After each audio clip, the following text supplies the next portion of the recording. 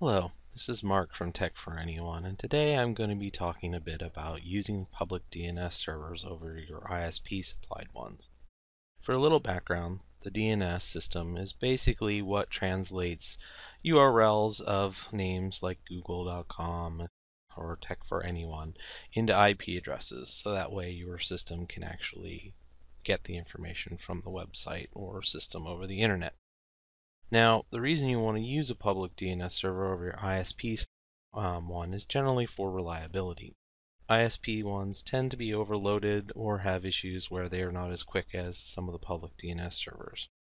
So, switching your computer or your network to using it can improve its performance. Now, I wrote an article about this that details it a little more fully at my website. The URL is on the screen. For additional information, you can go there for that. For this video, I'm going to be using the Google public DNS servers, which I pulled up the web page here that has the IP addresses that we'll be using for the DNS servers during our configurations. And first I'm going to go over and explain how to set it up for an individual Windows machine. Now, this is for Windows 10. Many of the steps are similar for Windows 7. Once again, you can refer back to my article for how to do that. It does have steps for them as well as for Macintosh systems. So what we're going to do first, we need to open the properties for the network. And there's several ways to do it. The easiest way is to go down into your search and type in network and sharing to get the network and sharing center, and you can open that.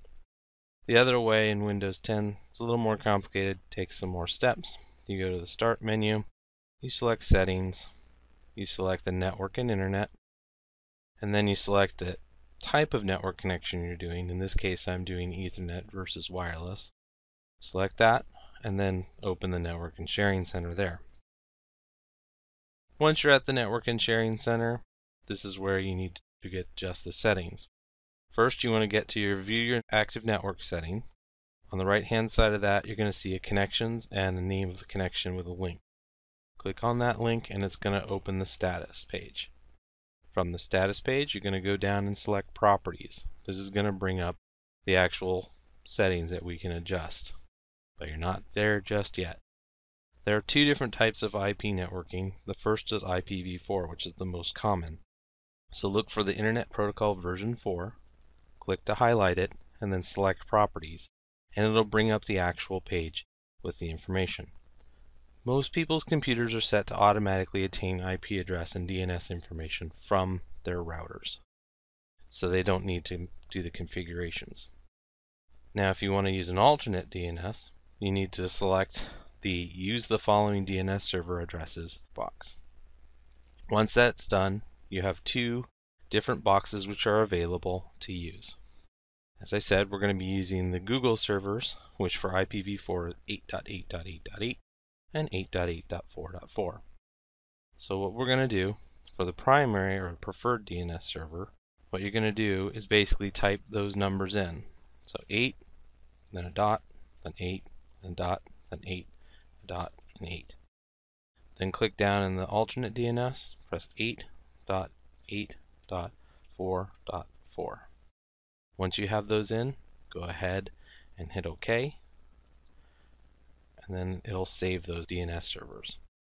Now if you want to change the IPv6 ones, you can do that as well. You scroll down, look for the Internet Protocol version 6, select it, and select properties. It's going to bring up a similar screen, but you're going to notice the boxes are a lot bigger because, frankly, the addresses are a lot longer. So for here, you go and select Use the following DNS servers again. This time you'll notice there's no boxes or dots in between. So the easiest thing to do, because these are longer, is to cut and paste. So highlight the primary from the Google page, copy it, go back, and then paste it in.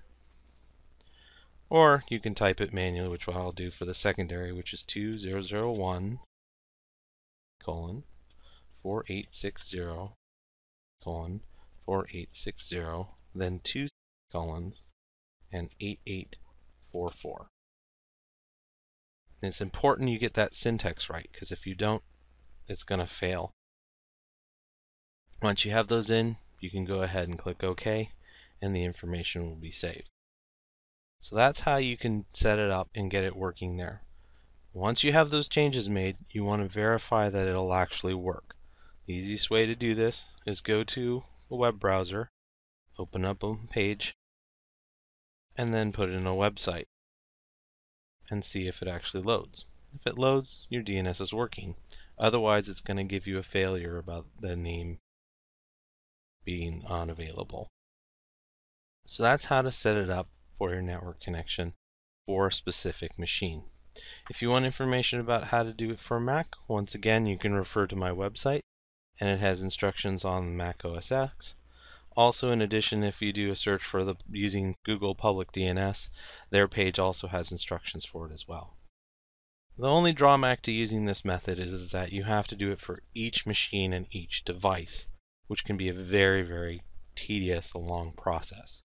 So another method that you can do, rather than setting it up on each machine, is you can connect into your router, set the information there, and then when your machines boot up and pull the network information from your router, it will supply the alternate DNS.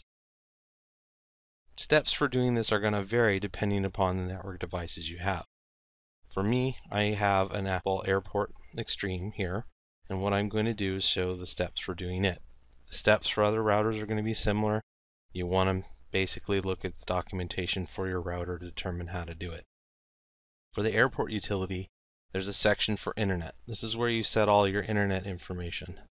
So you click on it, and then you're going to see TCP/IP. These are the settings that you set for basically your router IP address and its information. So you click it, and you see here I've already put in the DNS servers.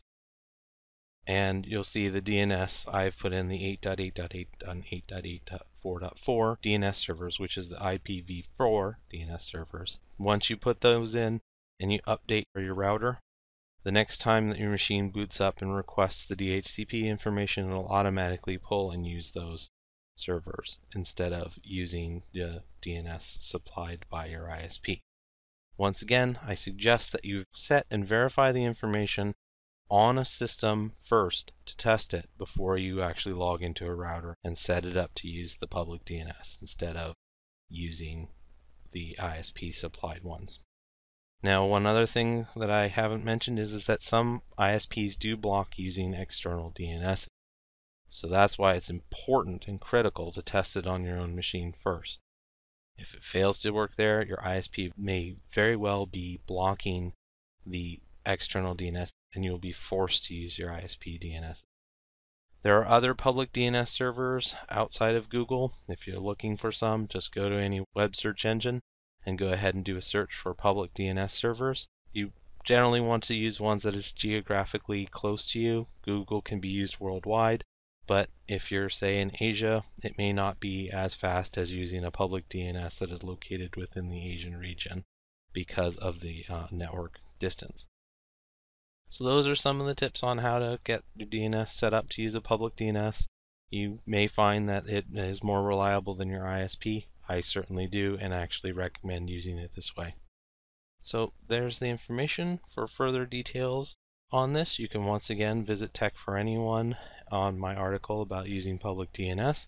And for other tips and tutorials, make sure to visit my Tech for Anyone site. Thank you.